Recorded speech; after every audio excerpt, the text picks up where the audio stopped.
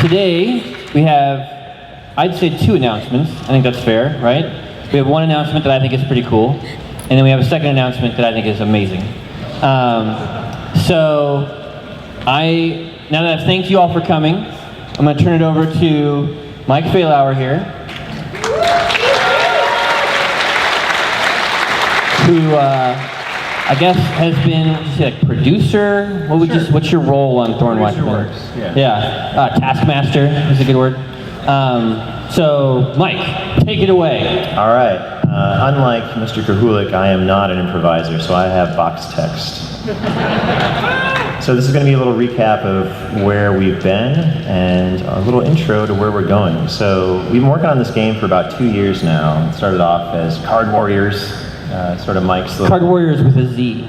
Yeah, and a lisp. And he had this cool idea, and we were like, hey, let's go ahead and make this into a game. So we took it, we tore it down, we identified the core components of what started this whole adventure, which was adventure gaming. Should get rid of all the tedium and really focus on the fun parts. Just anything that's bullshit, just jettison it. So that's what we did. And we worked on it for a while. We came up with an original mechanic, the momentum system. When we were ready, we ran play tests at all of our PAXs, and we got a game that really changed as we looked at all the different feedback forms that you guys have given us. And the response was positive.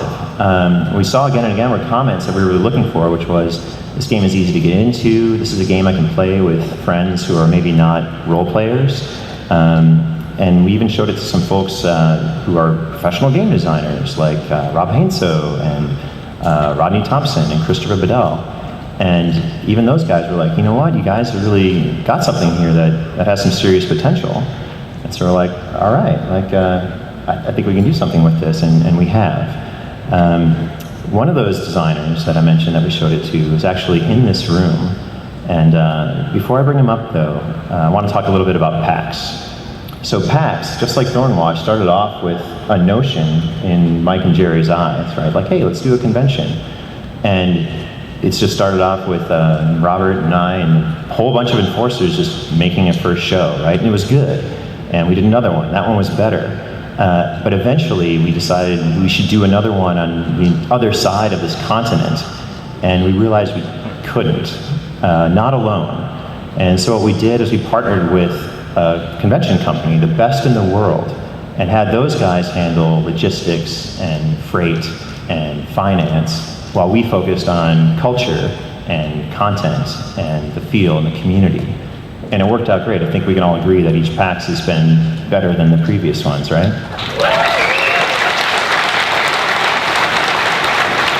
So we came to that same realization with Thornwatch. I mean, everyone in the Thornwatch team, me, Mike, Jamie, Kenneth, and Kiko, we love this game, we love this setting, but we could only work on it in our spare time, and there's not a lot of spare time. So we're bringing in an expert, the best in the world at card-based adventuring, because he and his team have the experience and the expertise and the resources to get this game where it really should be, and turn it into something spectacular. And with that, I'd like to introduce this person. He's in this room, designer and my friend, Mike Selinker.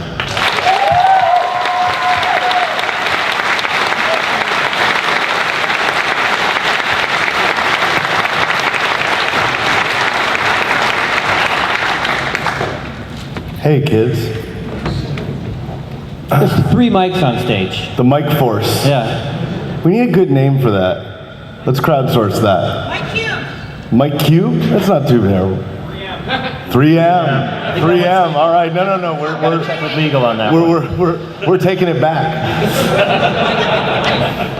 Hi, I'm Mike Selinker. For those of you who don't know me, I'm the president of a company called Lone Shark Games. We are approximately 6 feet below Penny Arcade. We live in the basement, and we have gotten, over the last 2 years, a real deep understanding of how Penny Arcade works and how cool they are, and how it's not just these friends of mine, but also some amazing other people, and they've got some great ideas. We have a little team downstairs. It has about 10 people working for it. we make a game called the Pathfinder Adventure card game, which some of you might have heard of. That's nice. That's nice.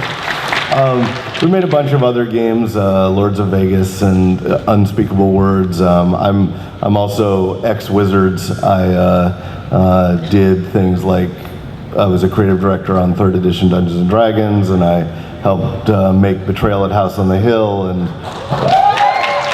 that's nice. You can do that too. But one of the things that really spurred the development of Lone Shark Games real shortly after I left Wizards in 2003 was I wandered into a really small convention called PAX. I mean, it was the first one, and it was, would it have fit in this room? This was this was bigger than our expo hall. Yeah. And I wandered around and said, somebody tell me what this comic strip is about, because I haven't heard of it.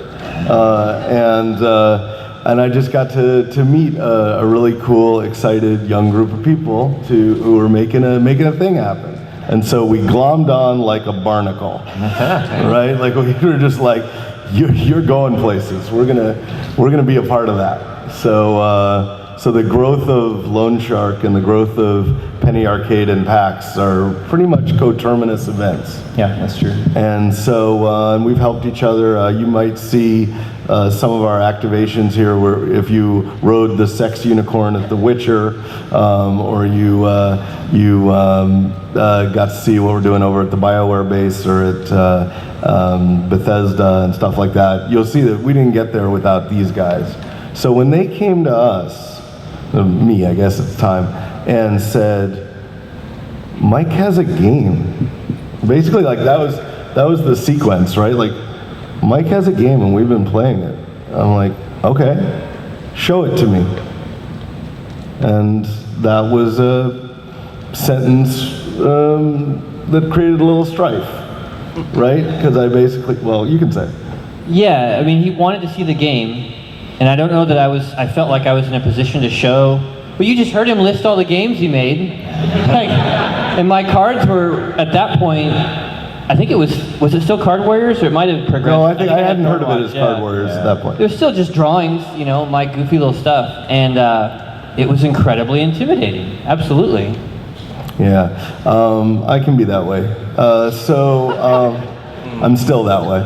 So, but I got to know it and play it and loved it, and I basically said, the great thing about this game is that you guys have all the talent in the room to do this entirely yourselves, right? That's what you told us at the time. You said you don't have to go to anyone else to help you make this game. That's right. I was like, this thing can come out, you will make it, and it will be awesome. There will be no need for you to do anything else other than make something that you want to make. And I think I was right about that. I mean, I feel like the progress that I've seen on Thornwatch with me sort of hanging over the background has been truly amazing. And so, but as you mentioned, there was a point where you would come up to me and say things like, how do you do making a game? Right? I mean, like, how do you do that? And I would go, well, okay, I can run a little master class downstairs on how to do this, but, and I was fine with that, but eventually that changed. Yeah. Eventually, well, you can describe why you decided. Sure. Everything he described was a person that didn't exist at Penny Arcade, right? So, like, yes, all these things that you were telling us on how to do, we could do if we hired another headcount and whipped Brian away from all of his special projects and had him learn. Yeah, I mean, if we didn't have to keep doing Penny Arcade, right, we could probably make Thornwatch. Right, so we could become a totally different company. Yeah, and Robert was not cool with that idea. No, and as it turned out, we just put the strip on hiatus for a year. Yeah, and as it turned out, that totally different company was 6 feet downstairs. Yeah. Right. So they came to us and said, well, if we didn't make this all ourselves, would you be interested in doing it? And I said, yeah. Like, haven't I conveyed that for like the last 2 years, right? Like, it was a complete surprise to them that we would be willing to do that after 2 years of me hanging around saying this is awesome. So I guess we should make some sort of like direct announcement. Yeah, we're working with you on Thornwatch. Yeah, Thornwatch is a combination Penny Arcade, Lone Shark Games game that will come to you in the near future, and you will be able to play it. Right.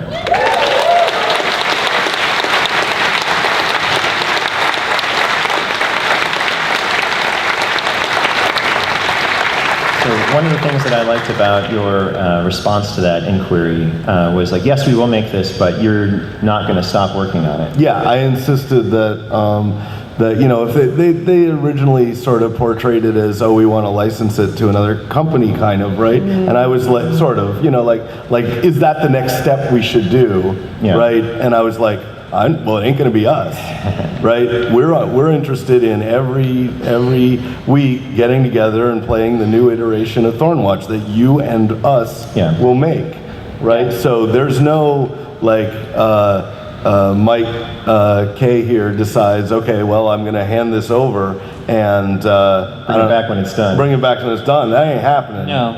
And so, you know, the team that's currently working on Thornwatch, I mean, there will be, you know, art by Mike and his friends, and story by Jerry and us, like working together, and card design that all of us put in, and my team, which, I mean, you guys, we have a really rock star team with Paul Peterson and Chad Brown and Lisa Teague and Liz Spain and Gabby Weidling, all the people who've been I don't know if you saw, we actually could make this game in 45 minutes. We proved that we could do that, right? So I mean, you saw that team come together and blow up Meet Your Maker, our make a game in an hour panel. What? You didn't see that? No. You didn't see Meet Your Maker? Oh, a little busy. You're a little busy? You don't have they made a game that you could play in 45 minutes with dice and a board What and have we been doing mechanics. for the past 2 years then? That's the thing, right? Like, I like to draw. I love the Thornwatch. I like coming up with ideas for cards, and I absolutely did come up, you know, with my friends with all of these cool mechanics. But I don't have like, I don't consider myself a game designer. I don't have more ideas kicking around in my head. I don't know how to necessarily even finish it. You know, we were coming to them and we're like, oh, we can't figure out death. You know, how do you do this? How do you finish a game? How do you put a bow on it? Yeah. And now we have someone who actually has experience putting out games and getting them into stores. So I'm super excited. I think that's great. We I mean, we on that silly little panel that we did the other day, I mean, there was a sense of like, okay, we have a set of tools, right? Like it's like, okay, we're gonna make a dumb game about sandwiches. All right, dive in, put things together, make a game, and that is a step that doesn't exist in Penny Arcade. And the thing that does exist in Penny Arcade that we don't have is the sort of voice and access to all you people and the sort of sensibility that is Penny Arcade, and we don't want to lose that at all. Like that's the heart of the thing. This is not going to become like the Pathfinder adventure card game. It's not going to become like any of the other games we're going to make. This is a game that will feel like a Penny Arcade game because it will be a Penny Arcade game. Well said. Yeah. I think you should applaud that sentence.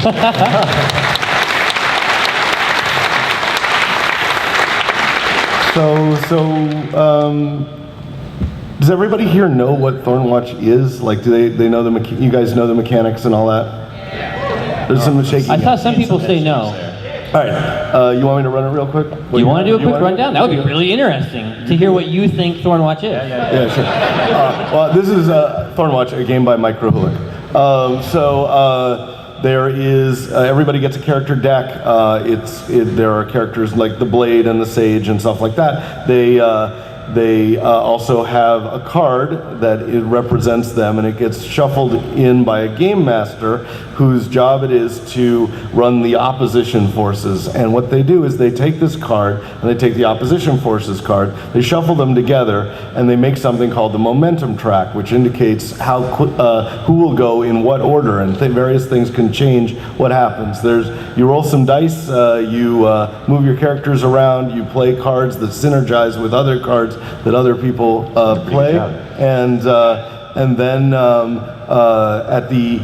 at the end of the momentum track is sort of an edge that monsters get knocked down as every time they take damage. They move toward the edge of the track. If they get hit at the edge of the track, they die. And so the idea of this game is to combine forces and use your skills and talents to push monsters from their position of advantage to disadvantage and possibly knock them out of the game. And at the end of that process, there's a reasonable chance you will have accomplished some sort of goal and thus will become the greatest forces in the universe, the Thornwatch. How'd I do? Well, that's pretty good. That's basically my game, yeah.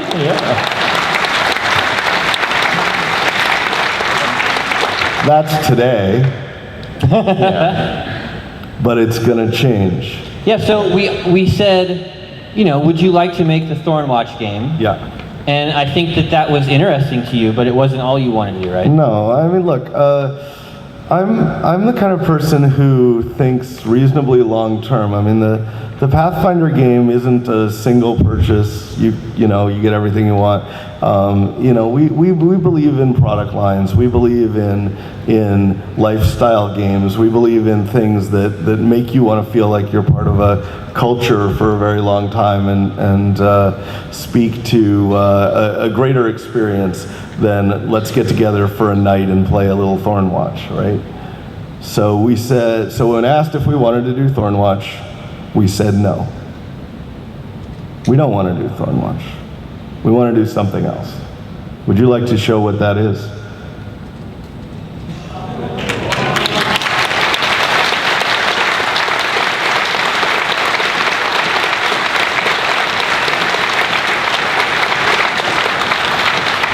Mike, you want to walk us through who the people on this screen are? Yeah, maybe you don't know who they are. So the Thornwatch exists in a place called the Ironwood, which is a magical world-spanning forest. They are one faction inside the Ironwood, and the other two factions are represented here. So on the left, we have a lookout, and this is actually, I think, well, for me, I'm a huge nerd. I'm pretty excited. This is a lookout, and if you look on his sword there, you can see his badges.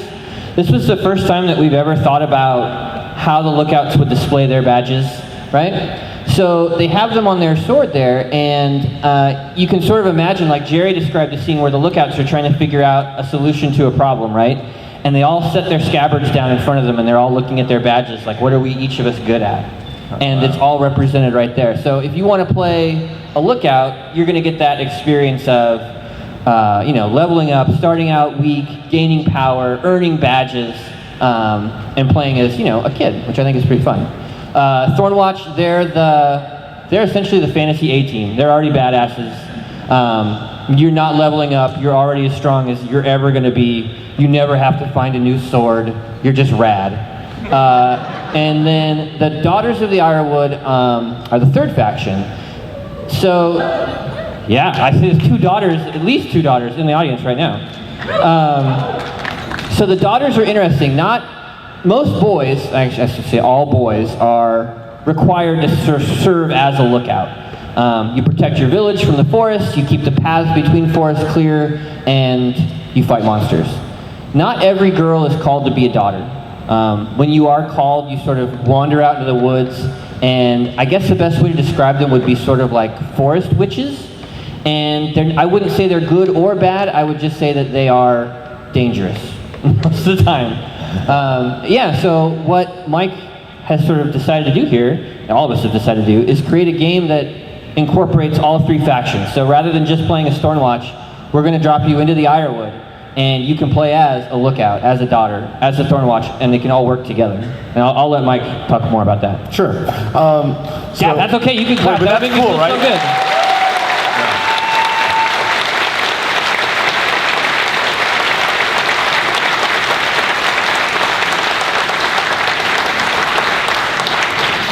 So to break that down a little bit,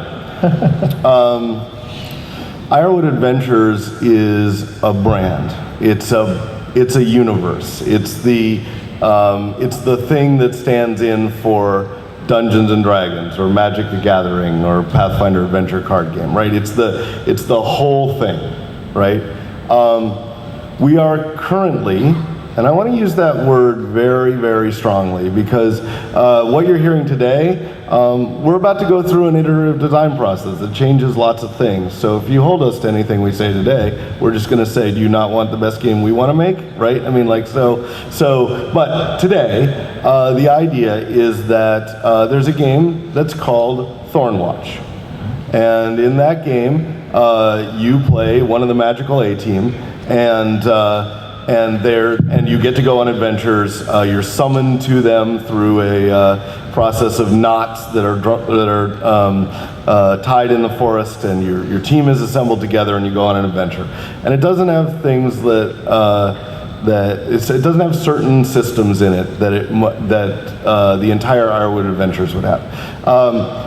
Lookouts. So the Thornwatch are badass superheroes. They don't need anything new. They're not changing much. Lookouts are 10-year-old kids. They're changing a lot. And so they have a system of what we call advancement, which is like they're going to pick up badges. They're going to gain things. They're going to gain in power. They're going to gain new cards. They're going to become greater than they were before. They won't get to the point where the Thornwatch are, but they'll get significantly more confident and braver and more powerful in dealing with things. Unless they die in the forest. Unless they die in the forest, which is their goal, sort of. So that's that. It's like a subsystem, this advancement system. It sits on top of the Ironwood Adventures thing and exists only in the Lookouts environment. At least that's the theory today. The Daughters have a different subsystem sitting on top of them. The Daughters sort of own the forest in certain ways, right? They have these little glades that they're sort of their fortresses of power, and they have followers. They have animals that follow them, and connections to forest spirits and things that come out of the woods. So they have home building. They have a subsystem that's about, creating little places of power. They can build essentially castles and armies and things like that, right? That's a subsystem that sits on the side. And the Thornwatch have that too. So like the Thorns have different set of subsystems. And so there's all sort of can be played, like I'm playing a Thornwatch game, I'm playing with this set of rules, I'm playing a Lookouts game, I'm playing with this set of rules, I'm playing a Daughters game, I'm playing with this set of rules. I want to play all of them at the same time, chunk, chunk, chunk, Voltron together, Ironwood Adventures. So the idea of like a modular game that lets you play the kind of game you want is pretty cool, and we think it's going to be pretty great. So Yeah.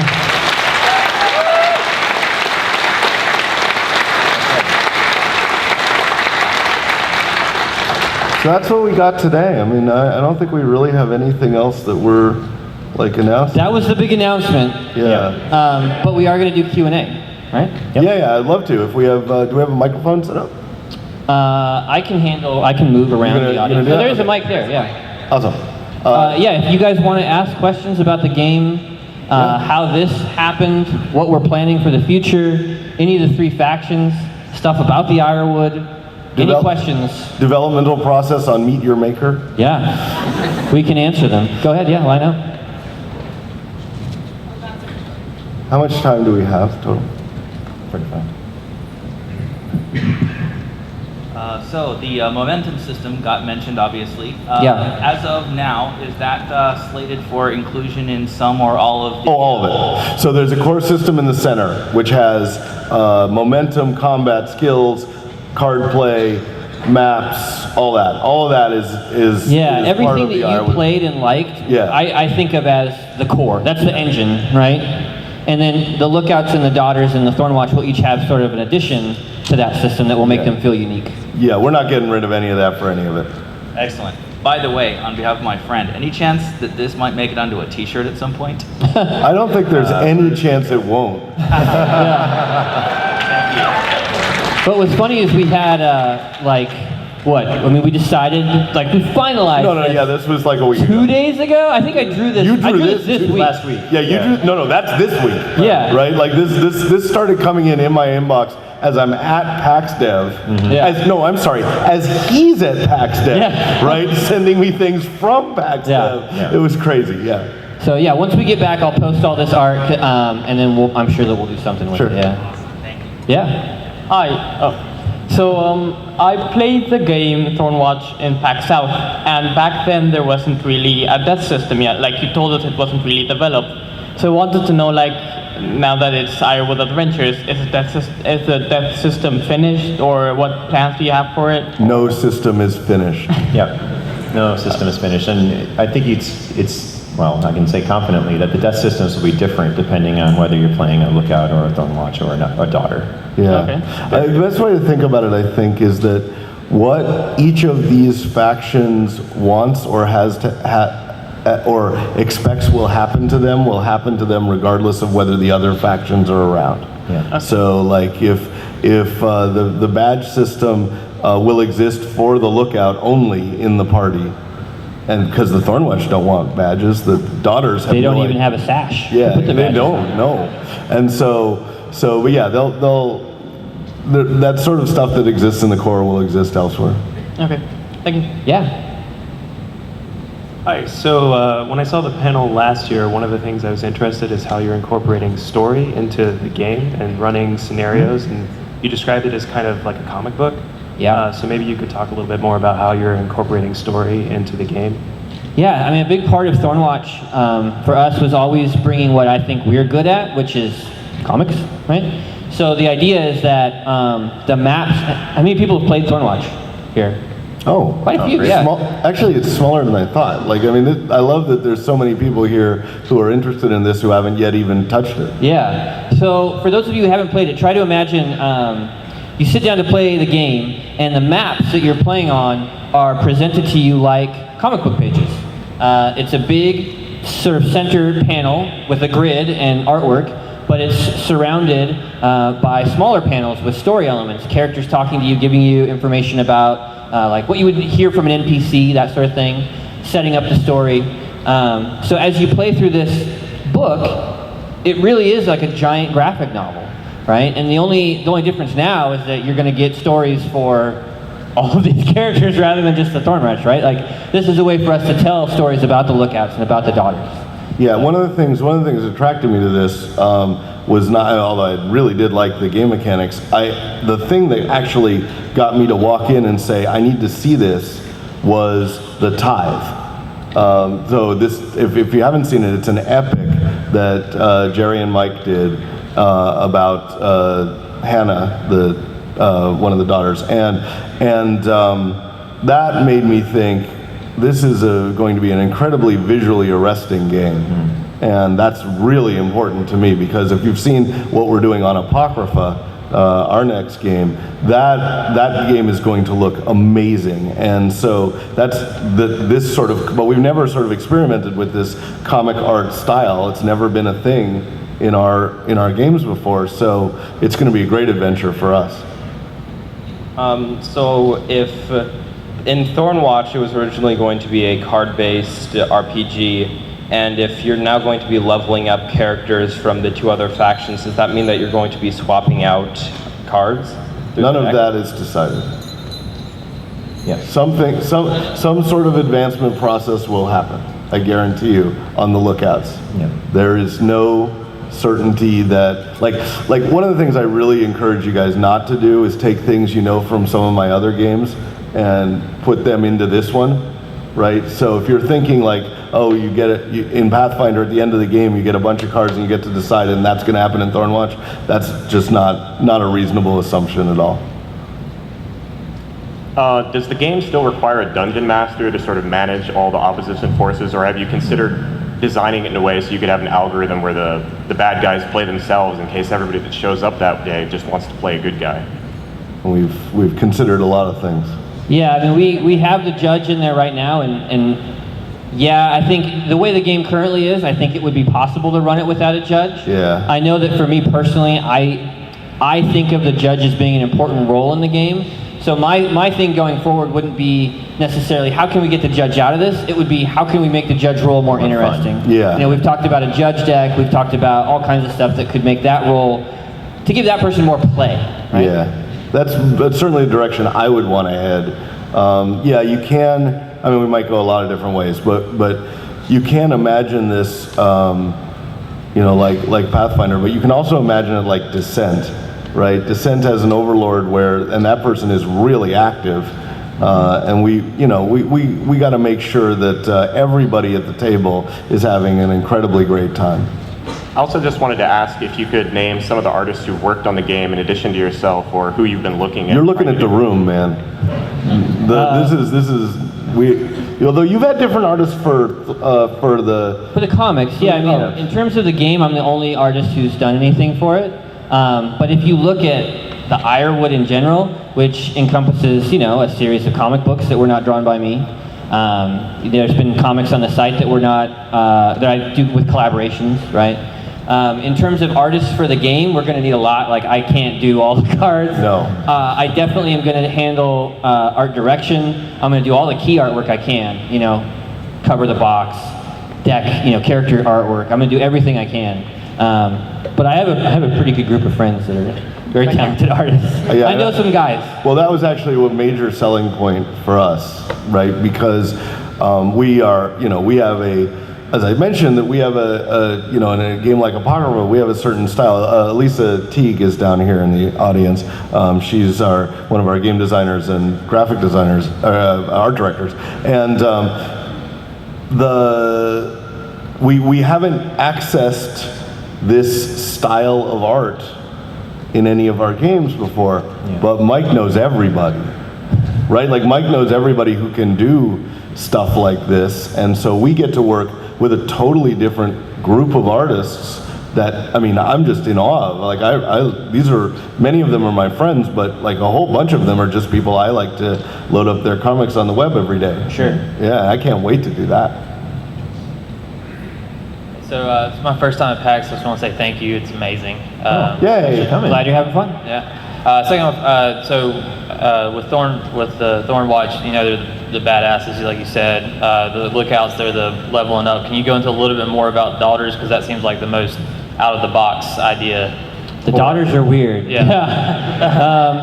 Yeah, and honestly, I don't know how much of I don't know that we can talk anything about the game for them yet, but I can tell you in terms of like their faction. You should read The Tithe.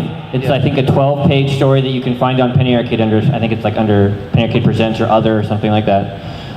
Essentially, some girls have a magical connection to the woods, and when they are called, they can try to ignore it, but that doesn't go well usually. The forest will come for you. And if you listen to it and you sort of go into the woods, you become a daughter, right? And they are, I guess, like druids. Jerry describes them as apex predators. Yeah, that's really good description. Yeah, they control a section of forest that is their zone, and that's theirs, and anything that comes into it is going to have to deal with them. And most of the stories that you hear about daughters are that they are terrifying forest witches, need to avoid them. I don't think that's necessarily always the case. I think it's a lot of times people are fucking with their shit, and they don't like that. But the sort of daughters that you meet, I think, will be really interesting. You know, the last daughter story we did with Trill, where she had the birds, like, she wasn't evil or anything. She was just having a good time in the woods, right? So I think that there's going to be a lot of opportunities for fun characters there. Yeah, we haven't done a lot of game thinking on that yet, but I really like the idea of playing with the home concept where the things happen in your environment and you can customize, like you can take the concept of here's this adventure that you could play, but if it takes place in your environment, then some things you've done might affect the game. Like that's kind of where our head is at. Yeah, I mean, the thing that really excites me is the idea when you start thinking about a table and a party where you have a 10-year-old kid who's trying to get a badge, and you have this apex predator daughter who's just there because it happens to be happening in her zone, and she wants to make sure it goes right. And then this weird Thornwatch guy who's just, nuts. I think that's going to be a really fun table. It is. I like to look at it from a player perspective, right? When thinking about the three different factions translated into the three different products, right? So the lookouts start out puny, go on adventures, gain power. Well, that sounds a lot like your traditional D&D type campaign, right? There's a Except you progression. earn merit badges. Except you earn merit badges. That are When you kill the Hydra, you get a badge. Right. Where your Thornwatch is for the type of player who just wants to sit down, have a good time immediately, one shot kind of a thing. Like maybe it's the friend who doesn't really role play but does want to hang out with his buddies. Like, all right, you play a Thornwatch member. Your character's you're done. badass. Your character's done. You have a good time, right? I'm going to do this lookout thing and do my optimization and character progression and all that stuff and planning. You can play this guy and have a great time alongside me. The daughter, that's for your Eurogame player, Sure. right? Yeah. Puerto Rico player. Right. That's the resource Manager. They've got the garden over here, and they're placing like their apple tree, or here's where the monster with the glowing eyes and the horns and the moss beard hangs out, and that means something. But if I move it over here, it means something else. Like that person is having an almost entirely different sub game. But again, all three are playing on the same table on the same evening. Right. Well, that's we very should, interesting. we should, by the way, credit somebody else. A lot of our thinking on this was helped not just by the members of the Lone Shark team and the design group, but we had our dear friend Rodney Thompson from over at Bungie help us out with, centering our thoughts on fresh take on this very subject. So, If only he were here, we could give him if some only he accolades. were here. Stand up. Oh my goodness. Rodney Thompson, everybody. You may know him. You may know his him. game. Yeah, you may know him from his games Lords of Waterdeep and Dungeons and Dragons 5th edition. I play Dungeons and Dragons.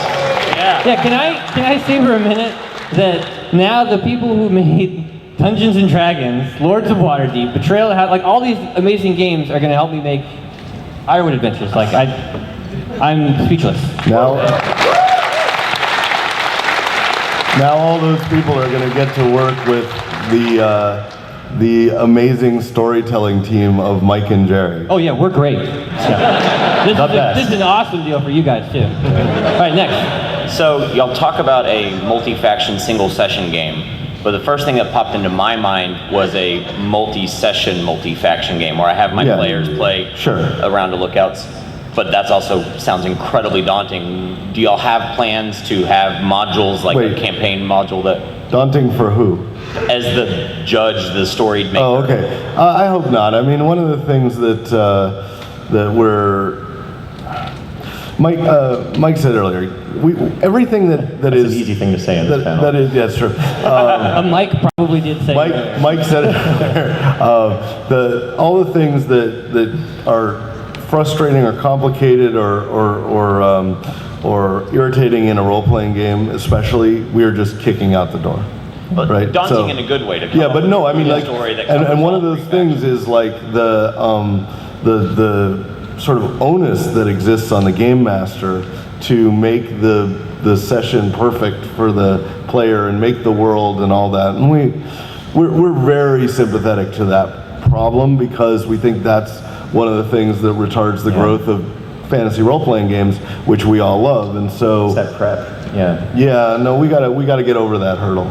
Yeah, I mean, Jerry and I, what we, I hope, are going to offer here is a pre-made adventure, like story, that's going to tie all these groups together and take you from the beginning to the end, right? That's what we want to do.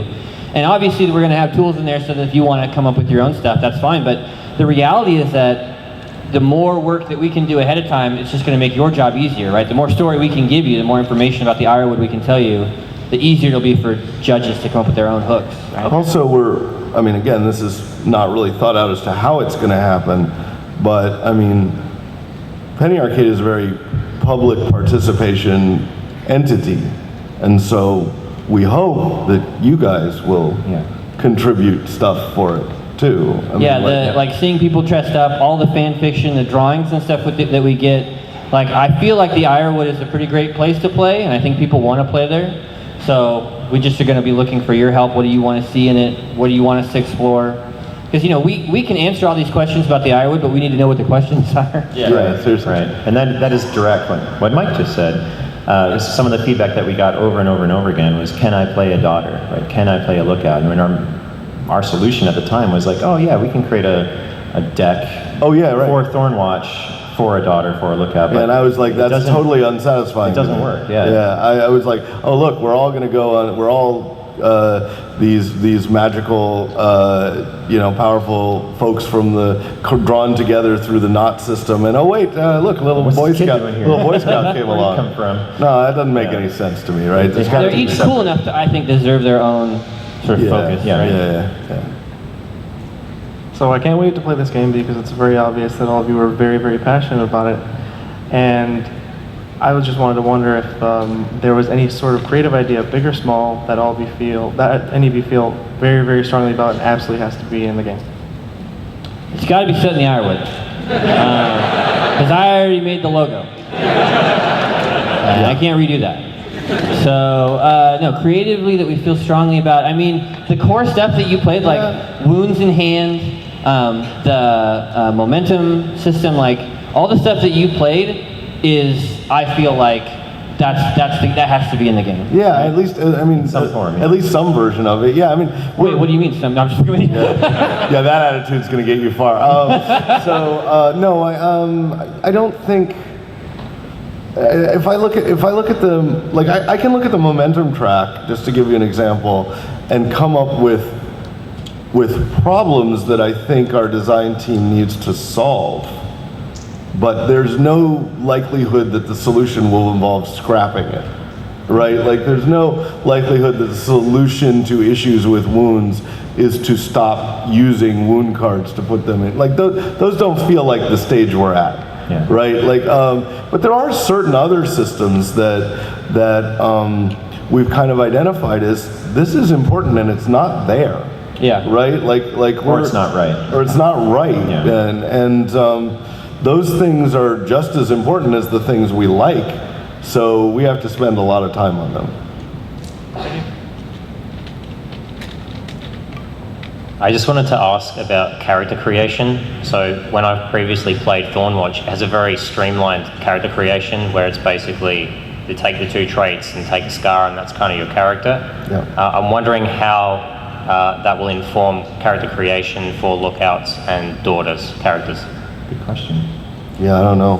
Yeah, I mean, I think that Mike said it earlier. It's always useful to say. That, the Thornwatch, I think, is great for people who want that streamlined experience, who don't want to spend the night before they play filling out a character sheet or, whatever that is. I think that there's opportunities in the lookouts and the daughters to make that more elaborate, absolutely. Yeah, but I don't think we've got anything real set in stone yet. A lot of ideas, but nothing firm. Thank you. Yeah. I kind of have more of a story-based question. So we know that every boy becomes a lookout. Some girls get called to be daughters, but who gets called to be part of the Thornwatch? Do they willingly take part of that, or is that something that they've done that they have to go in for? We're out of the blast zone on this question. It's all you, baby. I don't know how much to say. I mean, some people here know the secret of the Thornwatch. So I guess it's not a secret. The Thornwatch are dead. They're spirits. And so, hey, spoiler warning, when you summon them, well, they travel like when you tie a knot and then a guy appears. You had to think maybe something weird was happening. It's magic, yeah. So they might have been lookouts before, they might have been daughters before, who knows what they were before. But now they have sort of achieved a level that they are more like just sort of forest protector spirits that you can summon when you need them. So all these stories, like, I don't know if you saw, there was a Lookouts comic, and Jerry wrote a little poem that the Lookouts sing to themselves about how you should never, ever fucking call the Thornwatch. Yeah. That's because you're summoning ghosts, basically, to help you. It's a weird, like, blood ritual. You get to prick yourself on the thorn, like, it's creepy. So they're much more mysterious, I'd say, than the other two sides. That's the thing with that. I mean, they are ghosts and they are bloody, and then there's a reason, like, oh, don't summon the Thornwatch. With this new conception, the Ironwood Adventures, and having lookouts mixed in with daughters, mixed in with Thornwatch, means that we've got some pretty cool notions for that death mechanic. When your Thornwatch dies, that's bad for the lookout and the daughter. That's real bad. So when a lookout dies, though, geez, it's just like firewood. There's a whole village full of them. Whatever. Yeah, it's just kids running around. You want to keep that Thornwatch alive. Yeah. I also, we want to make sure that the games feel different in the sense that the consequence of your actions maybe feels a little bit different, but when you put them together, there's a reason for it. It's not just like a Thornwatch, a daughter, and a lookout walk into a bar. Yeah, no, we're not going to do that. Like, there's going to have to be rationale for why all these strange things can work together. Yeah, my question's for Mike. Good, good. How long have you been waiting on that one? I'm shocked we got that far, actually. Is there any element of the story right now that you're still sort of trying to figure out? Something that you're, of the lore or the world that you're thinking, man, I hope nobody asks me about that. Jerry did a lot of work this last week and came up with some new stuff that I hadn't, that was brand new. When the idea of, okay, well, let's have a Lookouts game. Well, what about, so Lookouts are boys, right? Well, what if I want to play as a girl? Yeah. Are there girl Lookouts? Yeah. I would say that was the biggest question we had recently, where Jerry and I were like, how do we do that, right? And I think Jerry came up with a cool idea. It's actually going to be in the book he's writing too, but if a Lookout dies, or when a Lookout dies, because they will die, if that family has a daughter of age, she can take the boy's name and sword, right? So there's absolutely going to be a way to play as a girl in a Lookouts, but that was one of the big questions where we're like, okay, now this is changing. This isn't just a comic book story. People are going to want to play it. How is that? How do we fit that into our lore, right? But yeah, I mean, the way Jerry and I work, it's very loose. Like, I remember at the very beginning, Fail Hour wanted us to create a Bible.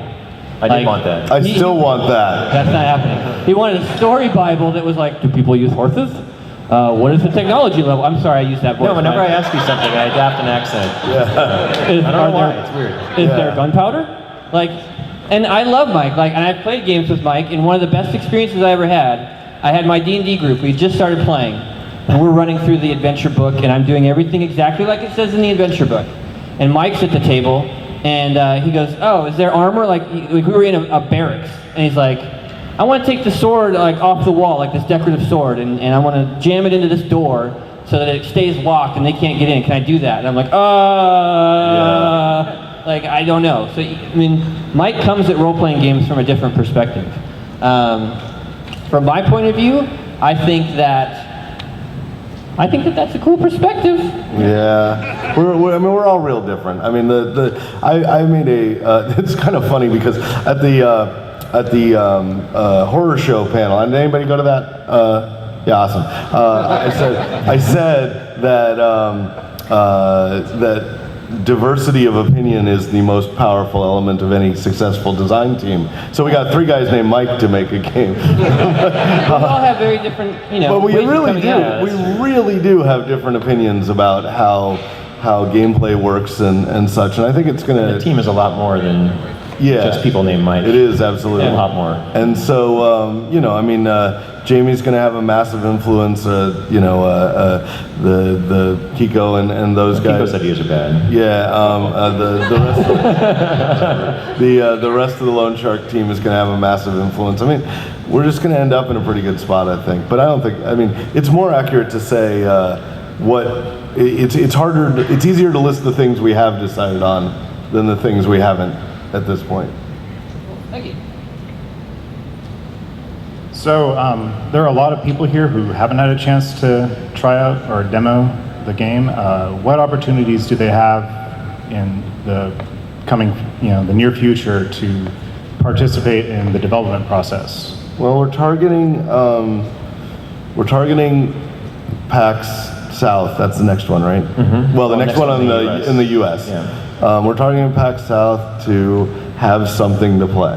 Yeah. Right. And so I don't know. We'll see where we are, but we believe that PAX South will probably be a pretty big convention for Thornwatch. At some point, it's going to have to go beyond the PAXs. At some point, it's going to have to go beyond where we are personally going. And that is And showing the game to people who already like me. Right. Actually, that's a big deal, right? I mean, like you can get some really bad data from people who have already self-selected into the group that really likes what we're doing here, right? Yeah. So at some point we're going to have to go outside that group and show it and make it available to people who are not part of the converted core. And I don't know what that process is going to look like. but it's going to be big. I mean, it's going to be a major. Seattle area? Are you local to Washington?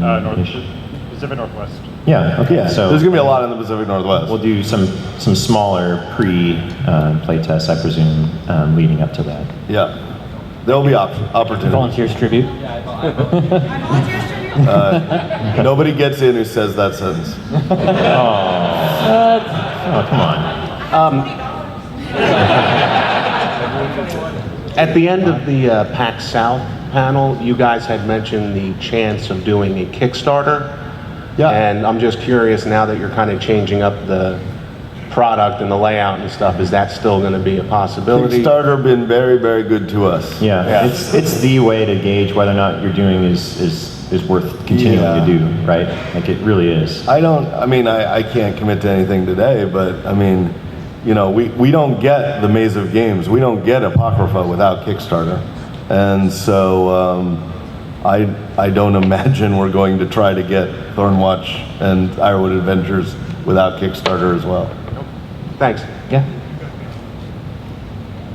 Hi, I'm so excited about this. I'm very As happy. you revealed that. I love the daughters, and my question that I came up to here to ask, you already kind of preempted. What about girls if they want to be lookouts? Oh, yeah. And you said so they can, and you probably may or may not have thought about.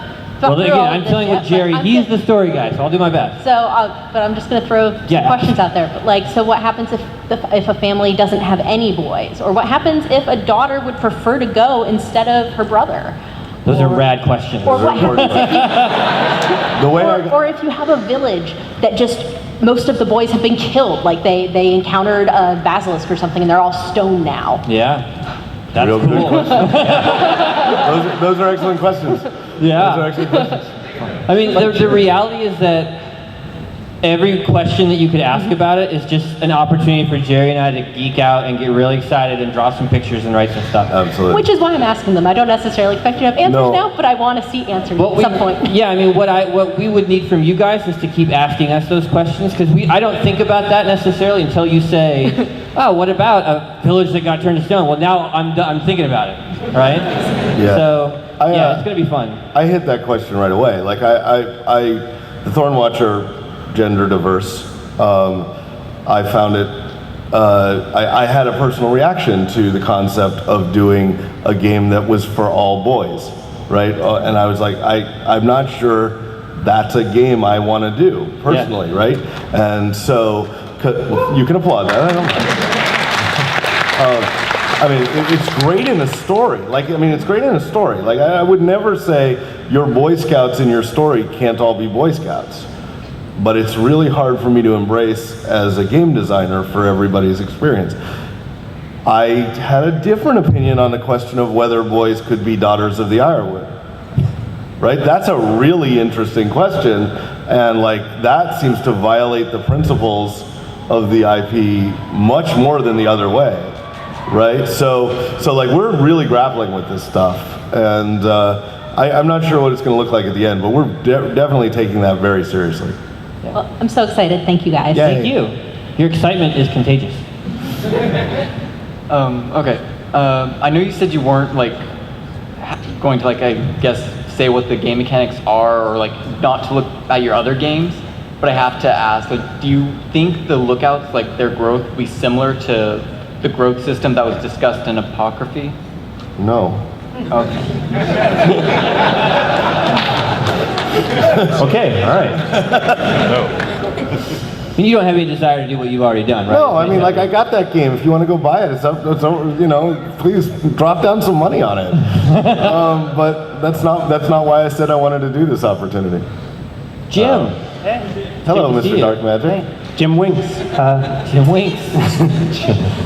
Aside from the fact you said you want to make the judge role as awesome as possible, where would you want to see that fall compared to something like in D&D, it's your job to make sure everybody has fun, or something like... Oh, that's a good question. Yeah, like Imperial Assault, where you're heavily incentivized to kill everyone. Right. Yeah. No, that's a big deal. One of the questions we talk about a lot is agency. Whether or not the game master has the ability to just change things up on the fly and introduce new concepts and such. And I mean, the role-playing side of me, this is a debate actually between me and Rodney Thompson a lot, right? The role-playing side of me says, well, geez, I mean, if the game master thinks something would be more fun, they should just do that on the spot. Say? Well, I mean, actually, I'm just, it's a more complicated. It's a more complicated conversation, but it's more like, but the part of me that really likes how Descent and Pathfinder and stuff like that works is it should all be there already. It should all be on the table, ready to run, and the goal of the players is to beat that setup. And there's some middle ground in between those two, but we certainly care about the question. Like, I think the most important thing, as I said, is the game master having a good time, right? Yeah. That is the critical question, and whatever produces that best result, as long as the players are also having a good time, is what we'll end up with, I think. Yeah, I mean, so far I can tell you that the role of the judge has never been to kill the party, because we're telling a story. Like, we want people to see the end of the story, right? Right. So it should be difficult, and you should be able to die. But I never liked the idea that the dungeon master's job is to kill you and stop the game. Right. That doesn't seem great to me. That doesn't. Hey, Mikes. My name's Mike. Good. Hey, you welcome. should get up here. Yeah. Not really. Welcome to the team. So I am super excited about playing the best version of this game that gets, the final version, whether it's Kickstarted, whatever. You have my money already. Thank you. I'm also very interested in recreating the experience I had at East with the version of the game that was there at that time. Oh, I see. Yeah. What are the odds that outside of just doing my very best to remember the cards that I saw and making them in my basement, Zero. that something like that could happen? The odds are zero. Yeah. Okay. There's no way we're going to go back to a previous evolution point.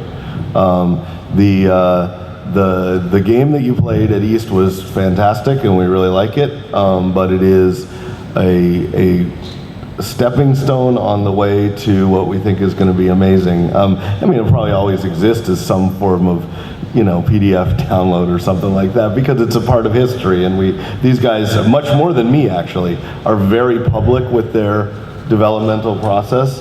And so we want people to remember those stages of the process, but I don't think we're gonna have an edition 0 at any point.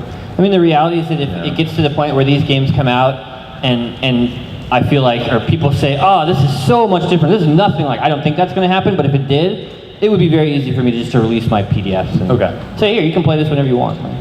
Cool. Yeah. Hey guys. I tend to serve as my group's DM, game master, whatever you want to call it.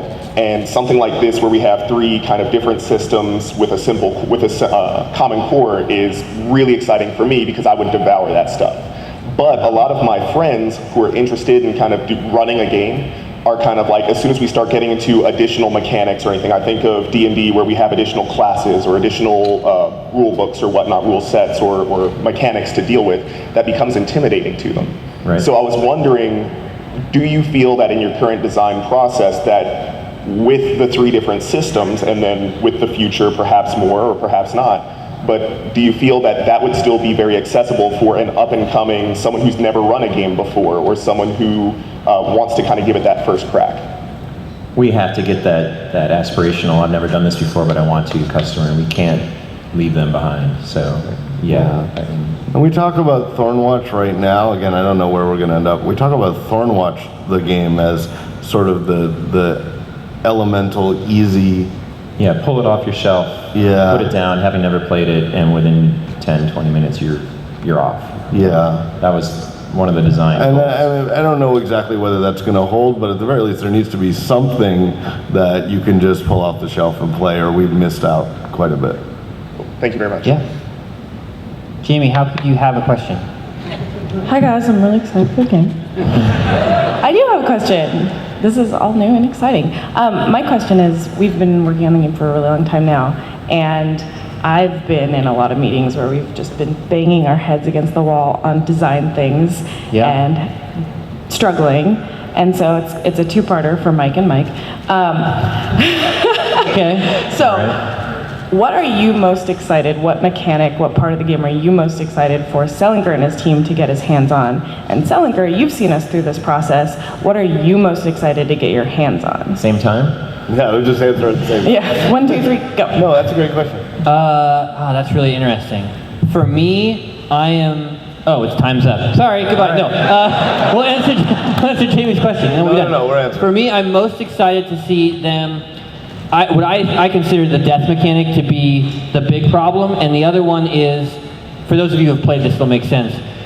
When a monster hits the edge, they stop, and any damage that they took, additional to that, gets soaked up, right? And I feel strongly that there's a better way to do that. Like, I remember, I think we were talking to you about something, and someone said, isn't the momentum system broken? And it's like, yeah, it's broken, but that doesn't mean we can't make it work, right? Like, to me, that's really exciting, that idea of let's get our hands into this engine and fix it, but not with just us dummies, like with people who know how to fix games. Yes. That seems cool. We've spent a lot of hours on. I think in my case, I'm really interested in seeing what we can do on a beautiful dynamic board, right? Like there's a sense of like this comic sensibility of things on the board being drawn in such an interesting way that you want to interact with them, and the pieces feeling like they're not just tokens but characters in a vast play on the environment. And so I think the part that I think is going to be really interesting for me is being able to take that kind of comic book storytelling style that these guys know so well and trying to put it into something that's a little more mechanical and game oriented. So I think that's going to be really interesting for us. I'm very excited. Thanks, Jamie. Hey, Jamie. Thank you for doing everything you've done on Thornwatch. Thanks everybody for coming. Thank you. Do we have to go, or do we have time for one question? One more question? One more question. I think that's to wrap it up, but I don't. Thank you, great. Hi, guys. Hello. Just a question here. Most of the time with my gaming group, we have a few of them that tend to go more towards the chaos side. Is there any plans to maybe do an opposite set for these people? Like the filers of the Thornwatch, or...